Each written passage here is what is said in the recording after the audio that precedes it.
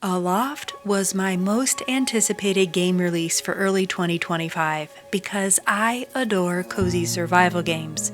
They're chill with a spicy challenge to keep the game exciting. But when release day arrived and I saw the $25 price tag on this early access game, my heart sunk. Would there be enough content and depth to keep me engaged for $25 worth of gameplay?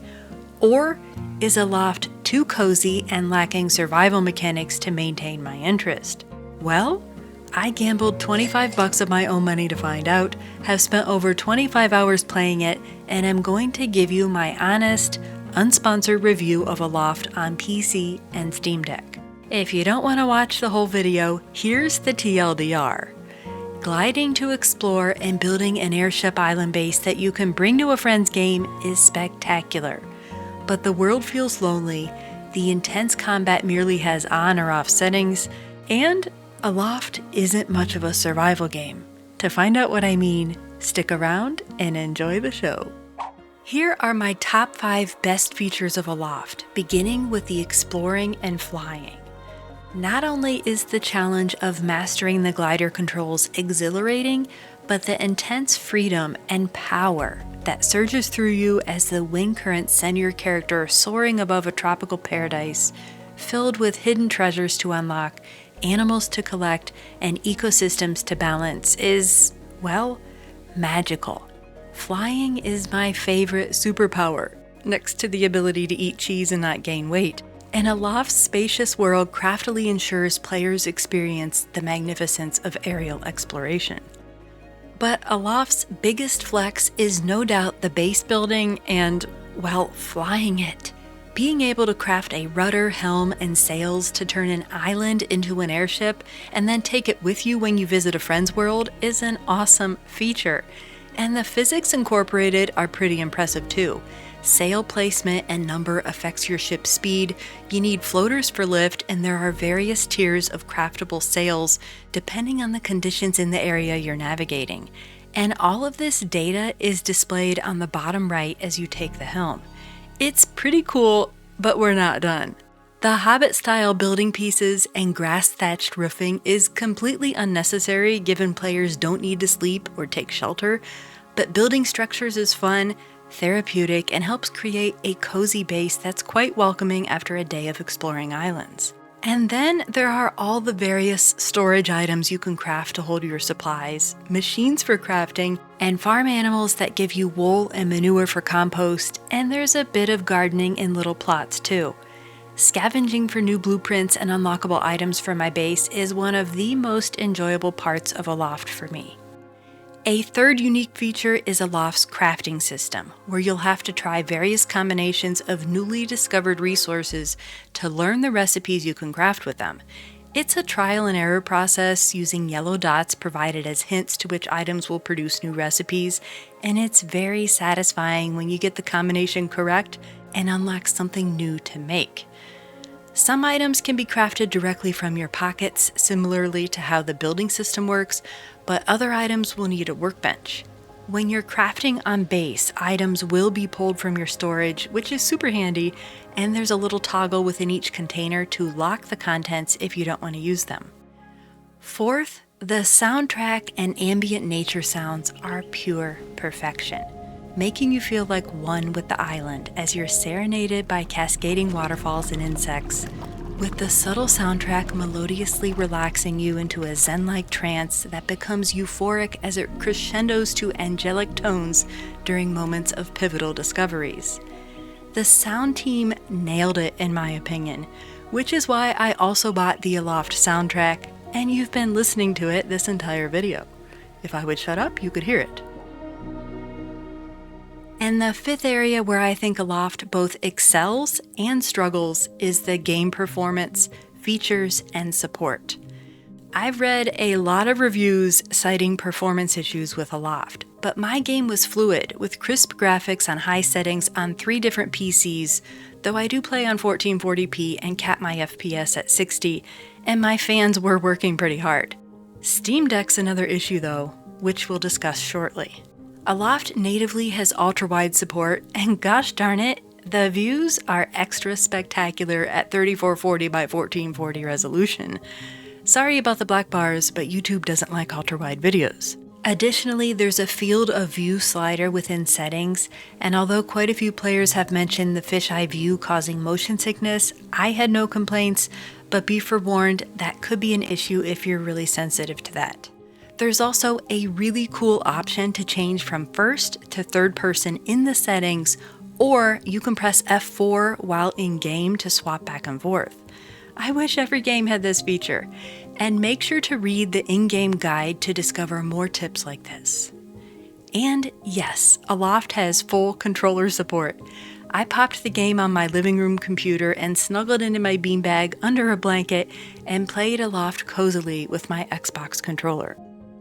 Let's move on to my dislikes. In its current early access state, there are two main areas I would love to see improved in Aloft. My biggest beef with the game is the lack of adequate difficulty settings. Currently, unless you want to play creative, the only survival modes are normal with full combat or peaceful without any combat on the corrupted islands. And from what others have told me, the combat doesn't scale depending on if you're solo or with friends. And the icing on the cake is once you select a mode, that save file can't be changed from normal to peaceful and vice versa. You're stuck with what you pick unless you start a new save with a different mode and spawn your home island. But you'll lose all your world progress and have to rediscover all the islands. It's something, but certainly not ideal. I mean, Aloft markets itself on their Steam page as a feel-good, cozy survival game. But getting jumped by 4 evil plant dudes at once isn't cozy, nor is playing a survival game without any adversity at all. That's boring. My opinion is Aloft needs to follow the lead of survival games like Enshrouded, Palworld, and so many other soft survival games, and at least add a few additional difficulty settings to better adapt the game to the player. I'd even welcome settings to enable hunger, temperature, fatigue, and base raids to add some authentic survival elements. Because let's face it, Aloft is very light on survival beyond combat. But I do commend the Aloft developers for adding the ability to enable God mode through the command screen, which you can access with F1. As a solo player, this really helped me in the beginning when I kept dying and was low on bandage resources. And unlike the mode selection, it can be turned off when you're ready to fight again, and there are a ton of other cheat codes listed on the Aloft wiki. I hate calling it a cheat, because it's doing the job of what I think should be in the game's default difficulty settings, giving players a way to reduce the number and strength of enemies, especially when playing solo. My second disappointment is the emptiness.